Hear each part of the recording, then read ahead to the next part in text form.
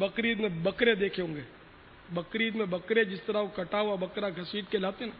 اس طرح مردوں کو لایا جاتا ہے ان کے سامنے،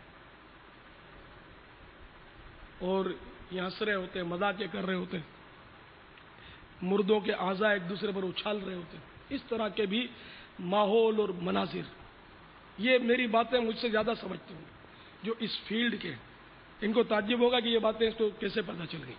تو ظاہر ہے کہ میں نے کہا نا میرے تعلقات بہت ہیں، میرے تجربات ہیں، دنیا گھما ہوا آدمی ہوں، اس سے پتہ چلا، اس سے سنا، کوئی اس سے سنا، تو یوں تھوڑا جمع ہو گیا، تو آج آپ لوگ آ گئے تو میں نے اپنا یہ درد عرض کر دیا۔ تو اس لیے بہرحال یہ کہ جو بھی کام کرنا ہے بس وہ اللہ تبارک و تعالی سے ڈرتے ہوئے آپ کیجئے،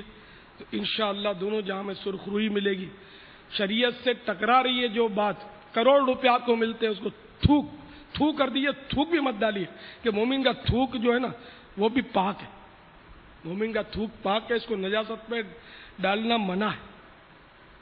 کہ جو حرام ہے یہ بھی ایک طرح کی نجاست، پر اس نجاست سے زیادہ یہ نجاست بری ہے، تو اس کو تھوک بھی کیا ڈالے۔ ایک مطلب میں سمجھانے کے لیے عرض کر رہا ہوں، میں حلال کمائیں، آپ بھوکے نہیں مر جائیں گے، اللہ تعالیٰ نے اپنے ذمہ کرم پر لیا ہوا ہے، جب تک زندہ رکھے گا وہ بے شک وہ ہمیں روزی دے گا۔ ٹھیک ہے دھونے والے کم بھی لیں گے بظاہر، یہی وہ آسائشیں نہیں ملیں گی جو بظاہر حرام والوں کو ملتی ہے، لیکن ظاہر ہے کہ حرام کمائی کس طرح جاتی ہے، کیا ڈاکٹر بیمار نہیں ہوتا؟ ہارٹ اسپیشلسٹ کے ہارٹ فیل ہونے کے واقعات کیا آپ کو نہیں معلوم ہے؟ کینسر کے اسپیشلسٹ کیا کینسر کے مرض میں نہیں مرتے؟ تو اس طرح مطلب جس مرض میں یہ تخصص کرتے ہیں، اسپیشلٹی کرتے ہیں، اسی مرض میں بارہا یہ خود مر جاتا ہے، تو موت تو برحق ہے، اس نے آنا ہی آنا، کسی صورت سے وہ ٹلے گی ہی نہیں۔ تو اس لیے اللہ سے ڈرتے ہوئے آپ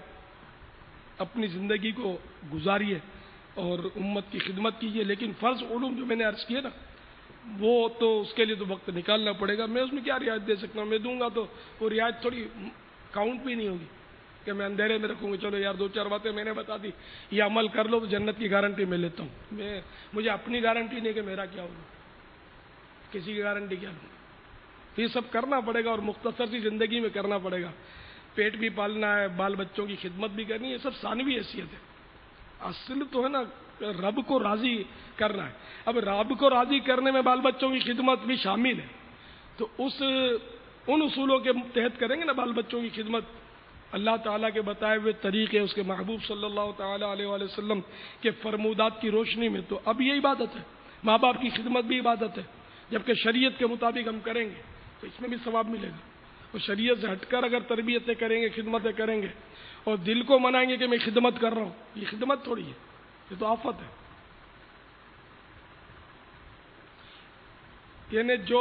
میرے آقا اعلی حضرت امام اہل سنت مولانا شاہ احمد رضا خان علیہ رحمت الرحمان فرماتے ہیں کہ جو مستحب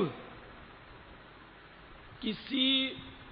سنت موقدہ کو مٹائے، ایک مفہوم ہے، ایک جزیہ پڑھا تھا میں نے، تو جو مستحب کسی سنت الموقدہ کو مٹائے یا اس کو دور کر دے، اس کو ختم کرے، تو اب وہ مستحب نہیں ہے بلکہ وہ مذموم ہے، بہت برا ہے۔ تو اسی لیے خدمت جبھی خدمت ہے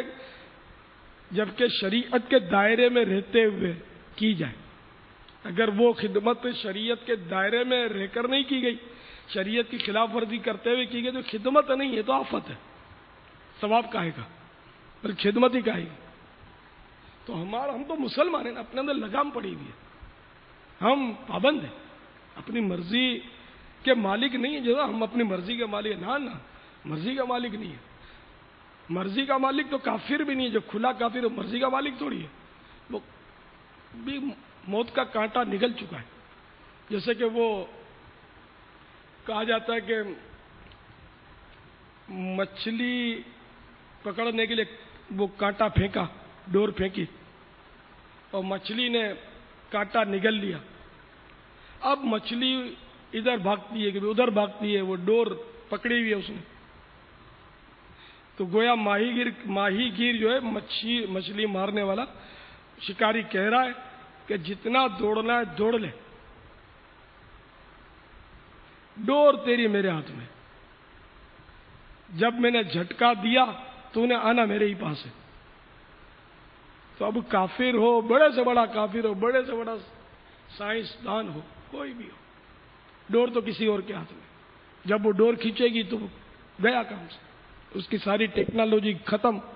اس کے سارے علوم عقلیہ دم توڑ گئے، ساری اس کی ہوشیاری تیل ہو گئی، سب خلاص، وہ مردہ پڑ کے بن کے گر پڑا۔ تو بہرحال یہ کہ شریعت کی خلاف ورزی کرنے میں کافر جو ہے وہ ہم یہ چلو کہیں گے کہ وہ مرضی کا مالک، ٹھیک ہے، مسلمان تو مرضی کا مالک نہیں ہے، وہ خلاف ورزی نہیں کر سکتا نا، کرے گا تو اس پہ چارج ہے، کافر پر بھی چارج ہے، ان مانو کر وہ بھی مرضی کا مالک نہیں۔ انہیں مثلا مفتی احمد یار خان نعیمی رحمۃ اللہ تعالی علیہ تو یہاں تک لکھا ہے کہ جیسے کہ کوئی بت پرستی کرتا ہے اور وہ کھانا کھاتا ہے تو اس کو کھانا کھانے کا بھی گناہ ملے گا، یہ کھانا کھانے کے ذریعے وہ بت پرستی پر قوت حاصل کرتا ہے۔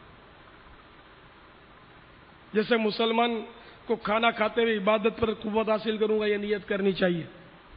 تو مسلمان کھانا کھائے گا تو عبادت پر قوت حاصل کرے گا۔ ابھی آپ نے کھانا نہیں کھایا، روزہ ہے، ٹھیک ہے نا، کیسا محسوس ہو رہا ہے؟ ابھی اگر آپ کو بول دیا جائے کہ نہیں ابھی نہیں، عصر کے بعد آپ کو تراویح پڑھنی ہے، تو تراویح میں کتنی ہوگی حاضری؟ تو کتنی سہولت دی گئی نا کہ چلو بھائی مغرب کے بعد کھانا کھا لو، پھر تازہ دم ہو کر تراویح میں کھڑے ہو، تو بہت سارے آ گئے ہے نا، یا مغرب پڑھ کر تو خیر کچھ نہ کچھ کھا پی لیتا آدمی، بس وہ عصر کے بعد کی تراویح اگر اللہ حکم دیتا تو میں تو پڑھتا، آپ بھی پڑھتے، الحمدللہ ہم تو پابند ہیں نا، ہم تو کسی کے پابند ہیں، ہماری ڈور کسی کے اور کے ہاتھ میں۔ ایک میں مثال دیتا ہوں کہ ہم کو مطلب اگر تراویح عصر کے بعد پڑھی جائے تو گرات تو ہو روزے کی حالت میں، اتنا دن نہ لگے جتنا ہم کو تراویح کے بعد وہ کھانے کے بعد لگے۔ تو کھانے سے یہ سمجھانا مقصود ہے، کھانے سے طاقت آتی ہے، عبادت پر قوت حاصل ہوتی ہے۔ تو کافر بھی جو اپنی باطل عبادت کے لیے اس سے قوت حاصل کرتا ہے، تو اس لیے اس کا کھانا بھی گناہ ہے۔ اسی طرح وہ جو بھی گناہ کرتا ہے وہ بھی اس کی بھی سزا اس کو ملے گی، جھوٹ بولتا ہے، گالی بکتا ہے، مار دھاڑ کرتا ہے، قتل و غارت گری کرتا ہے، ظلم کرتا ہے، تو کفر کی جو سزا ہے اس کے ساتھ ساتھ ان گناہوں کی بھی سزا اس کو ملیں گی۔ تو ان مانو کر وہ بھی مرضی کا مالک نہیں ہے کہ اگر وہ ان گناہوں سے بچا رہے گا اور ہے کافر تب بھی رہے گا جہنم ہی میں ہمیشہ ہمیشہ کے لیے، عذاب بھی شدید شدید شدید۔ لیکن جو گناہ سے وہ بچا تو اس گناہ کا حصے کا عذاب ہے، اس سے وہ بچ گیا، لیکن اس کو تھوڑی پتہ چلے گا کہ مجھے اس کا عذاب ملا اس کا عذاب ملا، وہ تو بے انتہا عذاب میں ہوگا۔ جو کفر پر مرا بس قبر میں ہی تو ایک تو پسلیاں اس کی ٹوٹ جائیں گی، قبر جب دبائے گی ایک دوسرے میں گھس جائیں گی، اور آگ کا بچھونا ہوگا، قبر میں آگ بھری جائے گی، 99 اژدہے اس کو قیامت تک ڈستے رہیں گے، کاٹتے رہیں گے، اور اس کے علاوہ بڑے شدید عذابات سے گزر کر یہ جہنم میں جب مسلمان اگر شامت اعمال کی وجہ سے جو کچھ کیا اگر کیا یقیناً کچھ نہ کچھ مسلمان جہنم میں جائیں گے، تو وہ جب نکل آئیں گے باہر اپنا عذاب، لیکن شفاعت سے وہ میرے آقا اعلیٰ حضرت نے فرمایا کہ کسی مسلمان کو بھی پورا عذاب نہیں ملے گا، ورنہ شفاعت کے معنی کیا، عذاب پورے ہو گئے تو خود ہی چھٹی ہو جائے گی، تو عذاب پورا سزا پوری ہو لینے سے پہلے ہی شفاعت کے ذریعے وہ باہر آ جائیں گے۔ لیکن خدا کی قسم ایک لمحے کے کروڑویں حصے کے لیے بھی رب کا عذاب برداشت نہیں ہو سکتا۔ کوئی کہے کہ چلو یار شفاعت سے باہر تو نکل آئیں گے یار، دیکھی جائے گی، سہ لیں گے یار تھوڑا بہت، تو وہ پھر اسلام سے ہی گیا، کافر ہو جائے گا۔ اللہ کے عذاب کو ہلکا جانا، پتہ کٹ گیا اس کا، اب ہمیشہ رہے گا۔ یہ کہنے کے بعد توبہ کر کے تجدید ایمان نہیں کیا اس نے، رینیو نہیں کیا اپنے ایمان کو، نئے سرے سے اسلام قبول نہیں کیا اس نے، تو وہ اب مستقل جہنم میں رہے گا، اور تو جب یہ جہنم مسلمانوں سے خالی ہو جائے گا